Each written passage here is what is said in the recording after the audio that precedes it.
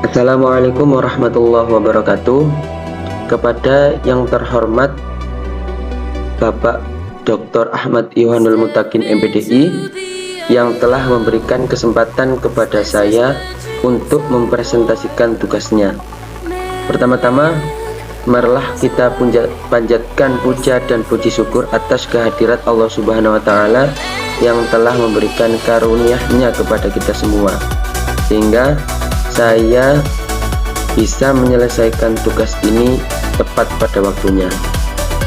Kedua kalinya, salawat serta salam semoga tetap tercurahkan kepada junjungan Nabi besar kita Muhammad SAW yang telah membawa kita dari zaman jahiliyah menuju zaman terang benderang, yaitu ad-dinul Islam. Sebelum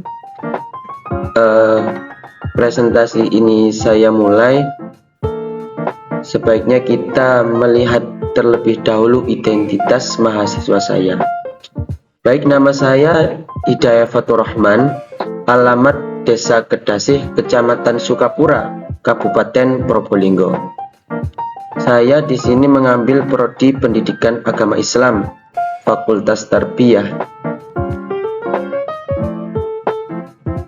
Selanjutnya, identitas mata kuliah pada kesempatan kali ini yaitu nama mata kuliah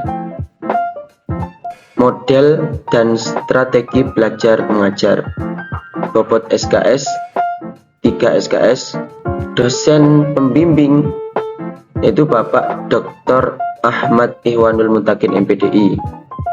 Beliau juga mengambil jurusan Fakultas Tarbiyah, prodi Pendidikan Agama Islam.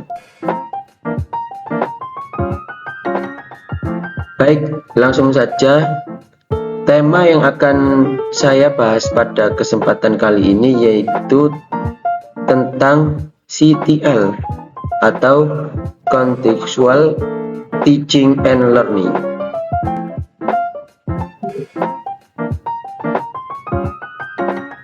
Apa sih itu CTL atau Contextual Teaching and Learning? CTL adalah suatu strategi pembelajaran yang menekankan kepada proses keterlibatan siswa secara penuh untuk menemukan materi yang dipelajarinya dan menghubungkannya dengan situasi kehidupan nyata, sehingga siswa-siswa didorong untuk dapat menerapkannya dalam kehidupan mereka. Pembelajaran konstekstual ini adalah pembelajaran yang terjadi dalam hubungan yang erat dengan pengalaman sesungguhnya. Tidak hanya itu, pendekatan konstekstual atau CTL merupakan konsep belajar yang membantu guru mengaitkan materi yang diajarkannya. Materi yang diajarkannya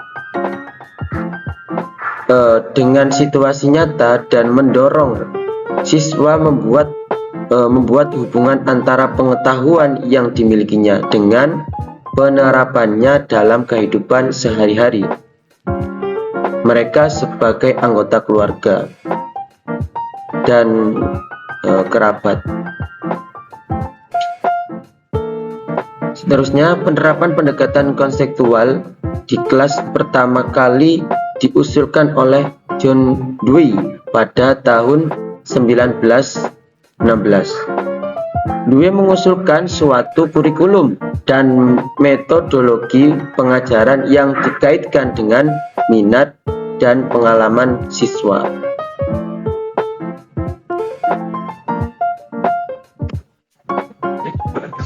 Adapun 5 karakteristik pendekatan CTL dalam proses pembelajaran menurut Sanjaya 2006 halaman 256. Yang pertama ada activating knowledge atau pengaktifan pengetahuan. Yang nomor 2 ada acquiring knowledge atau juga disebut pemerolehan pengetahuan. Yang nomor 3 juga ada understanding atau pemahaman pengetahuan. Yang nomor 4 juga ada apply atau memperkaitkan pengetahuan, dan yang terakhir juga ada reflecting atau juga bisa disebut refleksi pengetahuan.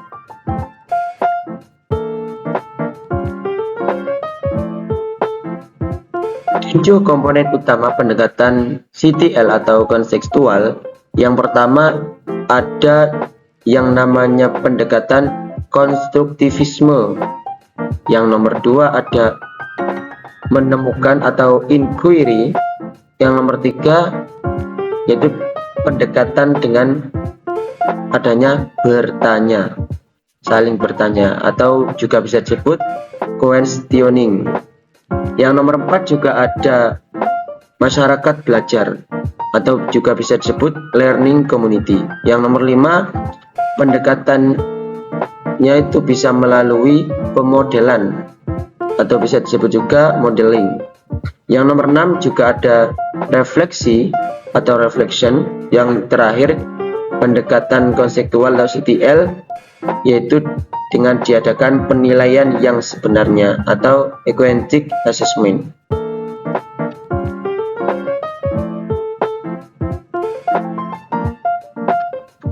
Baik, pendekatan yang pertama yaitu konstruktivisme.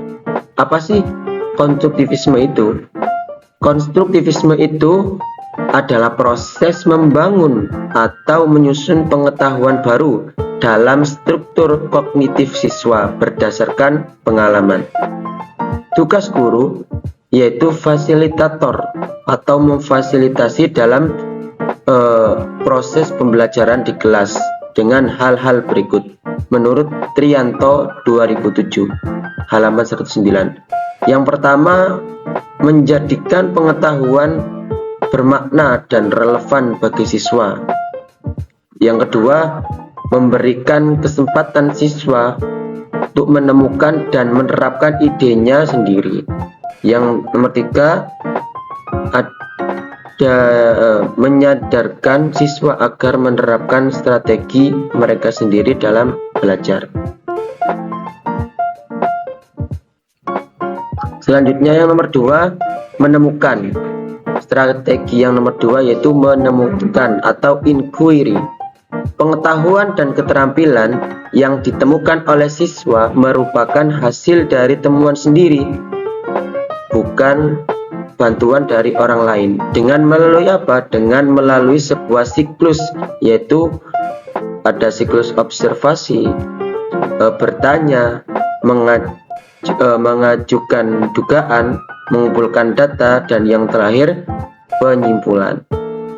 Proses inquiry ini dapat dilakukan melalui langkah-langkah berikut menurut Kunandar 2007.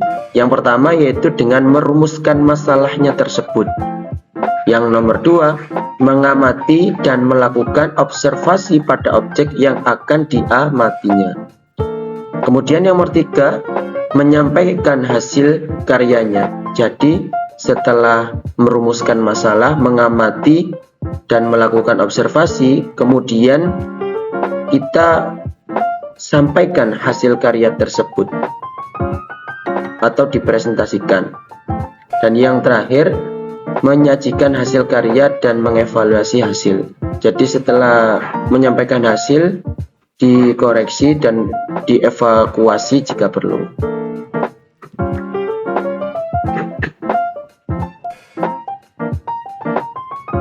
Adapun pendekatan yang nomor 3 yaitu dengan diadakannya bertanya atau tanya jawab.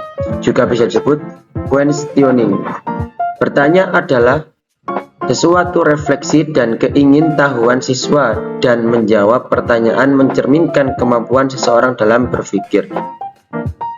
Yang nomor 4 pendekatannya yaitu masyarakat belajar atau juga bisa disebut learning community. Masyarakat belajar merupakan hasil pembelajaran yang diperoleh dari hasil kerjasama bersama orang lain, seperti sharing antar teman, antar kelompok, dan antar yang tahu serta yang belum tahu. Jadi masyarakat belajar ini sangat penting bagi pendekatan. pendekatan CTL sangat berpengaruh besar.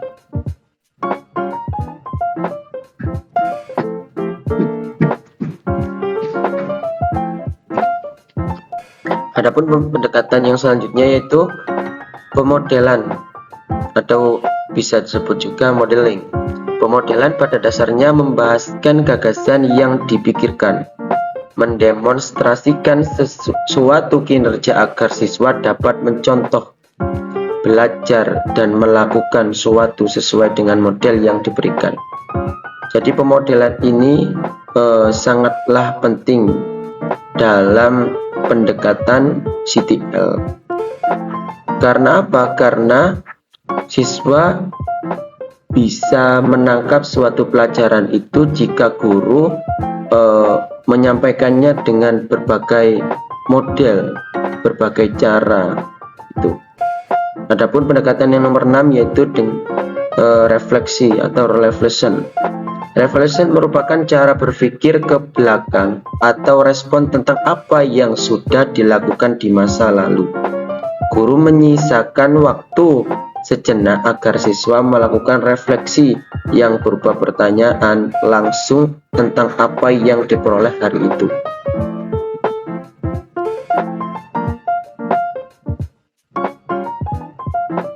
Selanjutnya yang nomor 7, penilaian yang sebenarnya atau Authentic Assessment.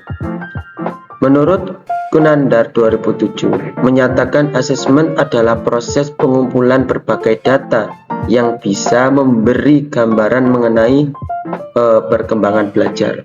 Karakteristik dari Authentic Assessment ini, tim editor IAIN 2007, yaitu yang pertama dilaksanakan selama dalam dan sesudah proses pembelajaran berlangsung. Jadi penilaian itu berada di akhir setelah diadakan pembelajaran gitu. Yang nomor 2, berkesinambungan. Terus bisa dilakukan untuk formatif maupun sumatif. Yang selanjutnya harus terintegrasi, dan yang terakhir dapat digunakan sebagai feedback.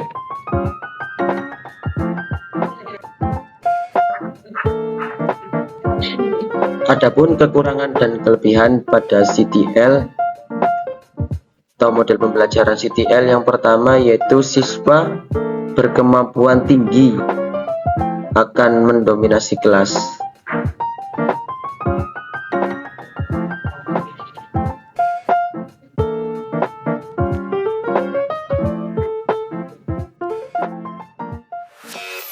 Baik, cukup sekian pemaparan materi dari saya mengenai konseptual teaching and learning atau juga bisa disebut CTL.